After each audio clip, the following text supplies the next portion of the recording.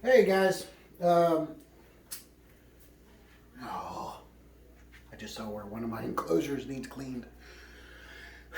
Okay, so this is going to be an update video on our current situation. As most of you have probably seen, the Alabama Department of Conservation and Natural Resources has passed the law based on the Lacey's Act to where it bans all large constrictors along with several uh, lizards and geckos and chameleons and stuff like that.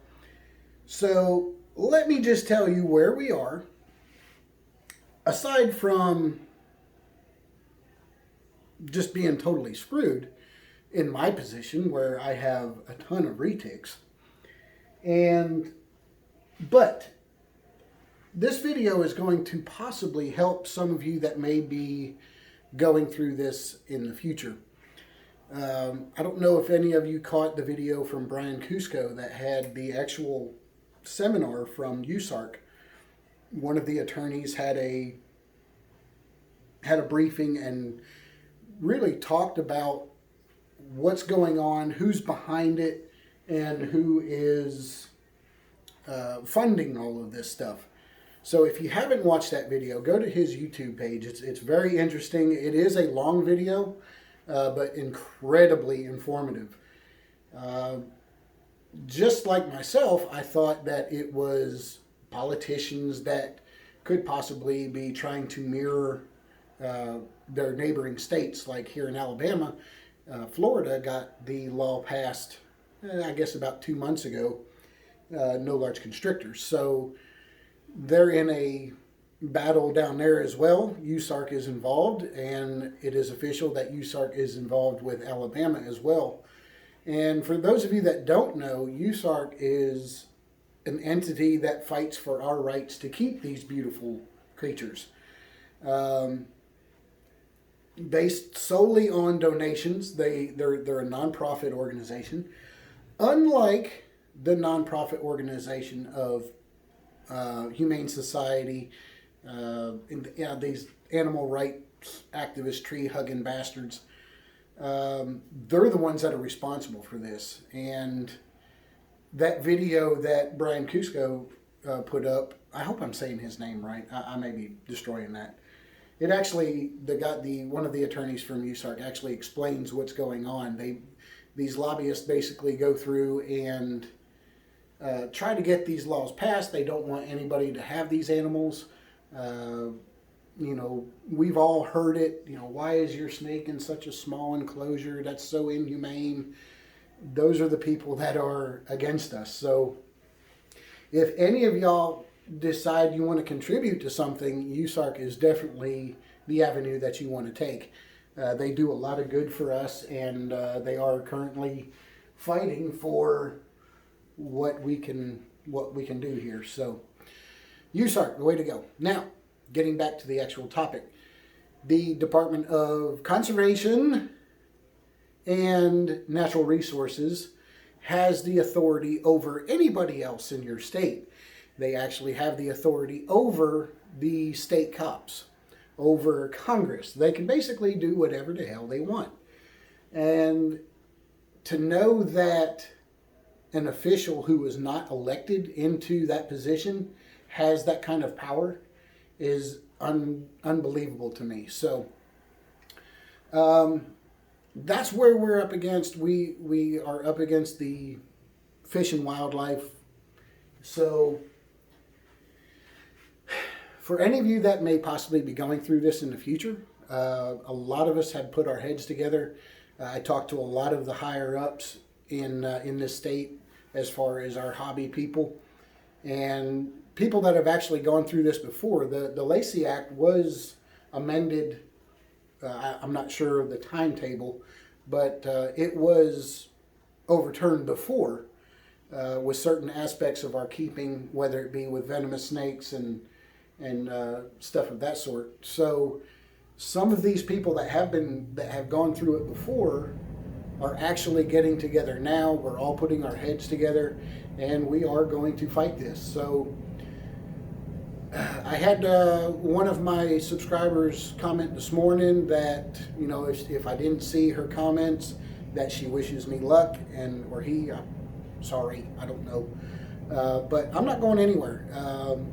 I'm going to fight this as much as I can.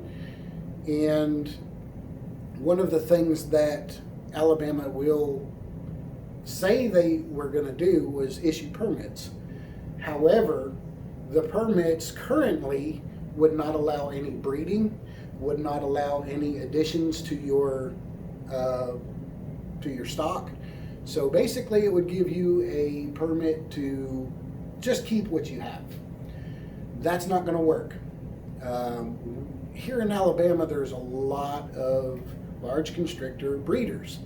So we are all getting together, and basically we're going to try to hit these board meetings for the Fish and Wildlife and for the Department of Conservation and Natural Resources. And the reason I'm doing the whole conservation thing, they are so biased as far as wanting to conserve, and you know, as you know, they're in control of the whole hunting program and everything like that. But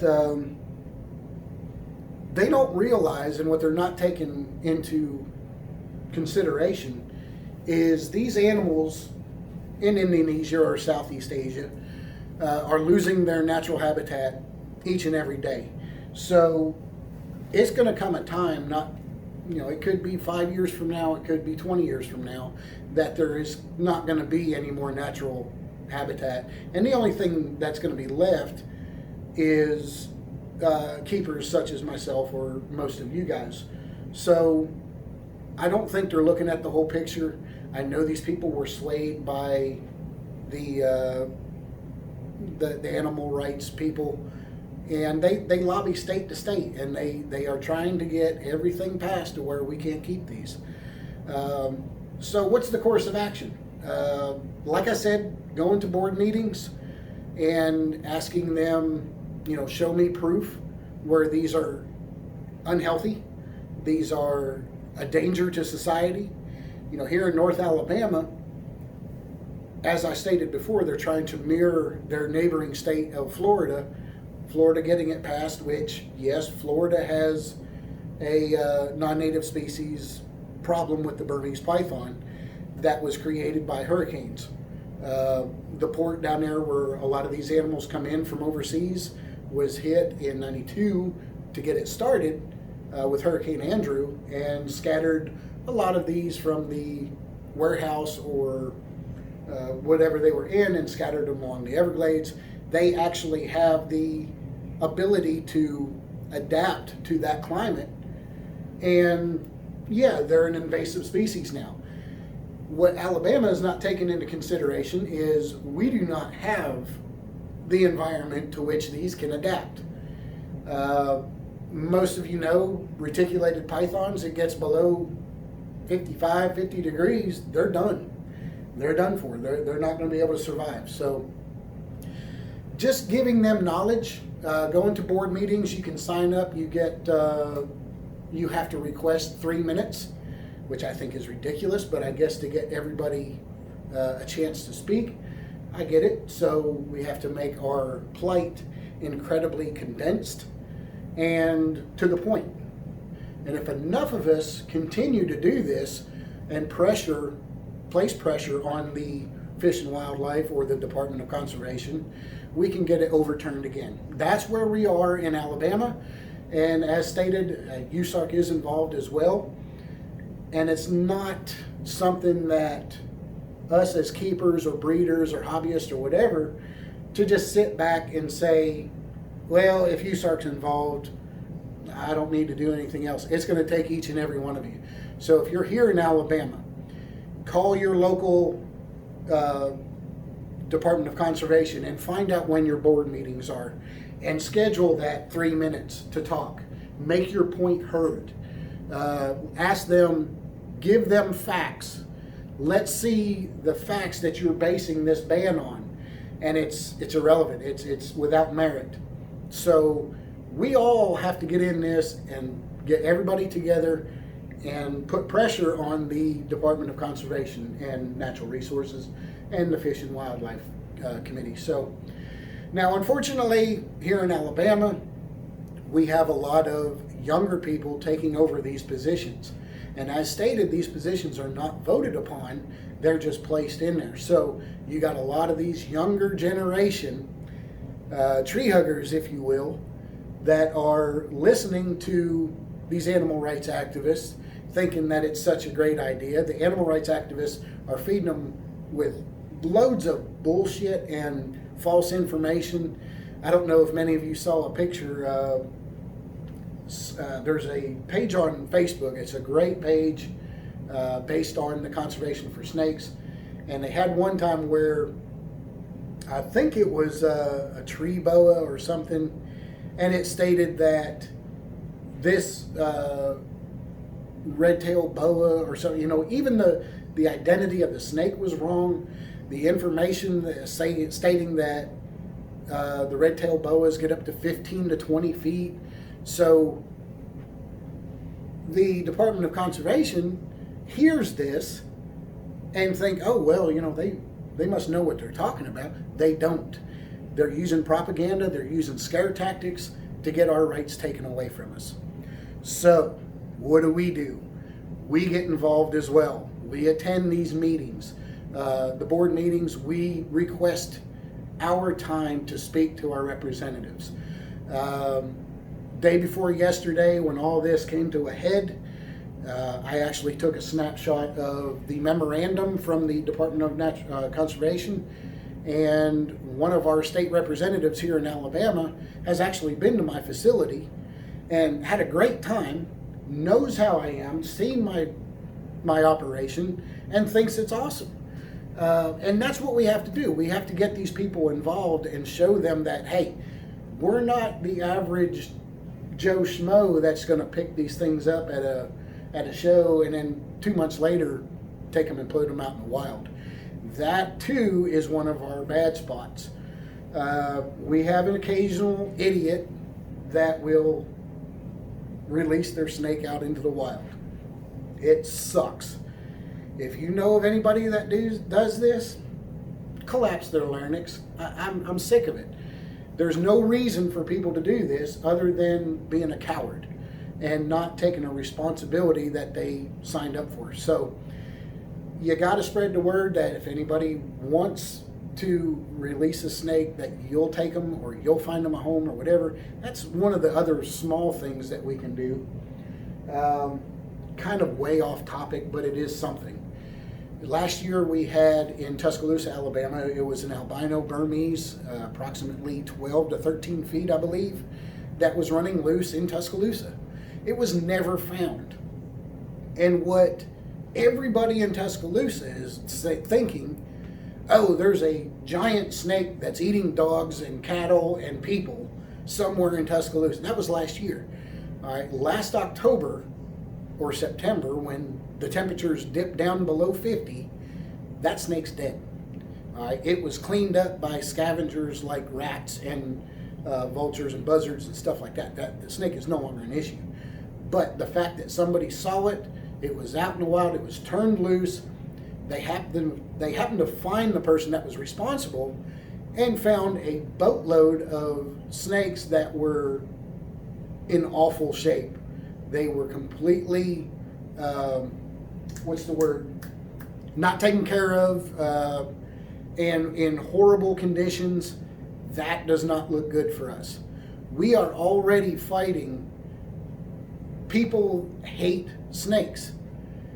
We are part of maybe a 5% ratio of the society that love our snakes, but you're looking at 95% of people hate snakes. They're scared to death of them until they learn about them. Be proactive. Do a lot of educational stuff with your pets that you have. I personally, just about a lot of Saturdays, I get parents that bring their kids.